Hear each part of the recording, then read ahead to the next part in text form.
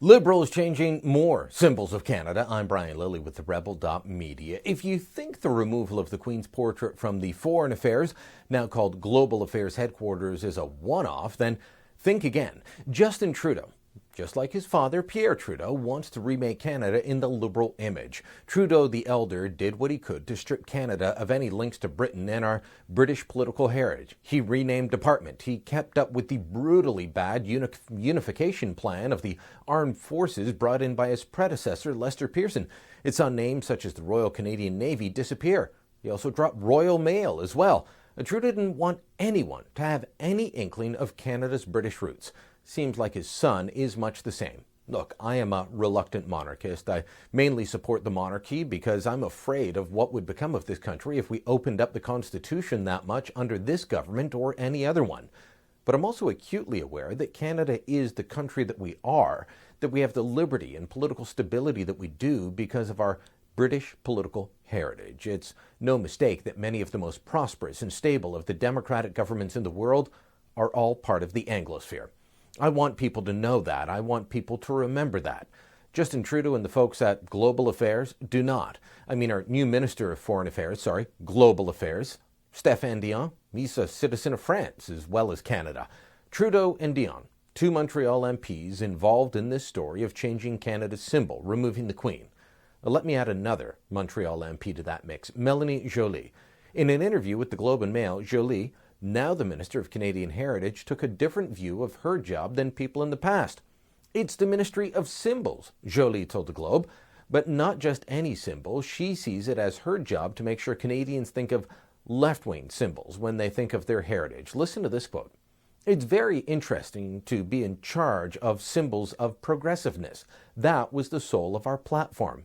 The past government didn't have the same vision and values as Canadians, and to that extent, some symbols were changed.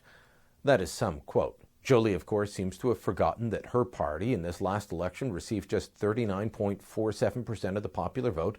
In 2011, Stephen Harper and the Conservatives received 39.62% of the popular vote.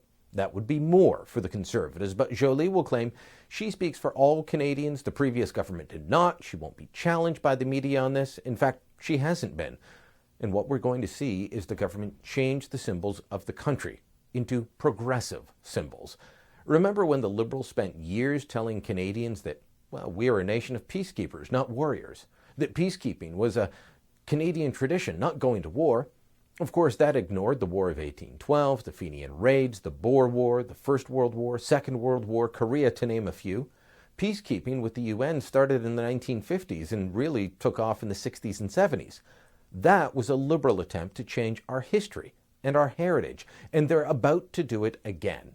Maurice Boulanger, a man who has inexplicably been a member of Parliament since 1995, is a Liberal MP representing one of the poorest areas of Ottawa. In his time in the House, he's tabled one private member's bill, not about dealing with poverty, crime, or the other problems facing his riding. It was to change the words of O Canada, make them gender neutral, remove the line, "in all thy sons command." And he only filed that bill a year ago, after 20 years in the House.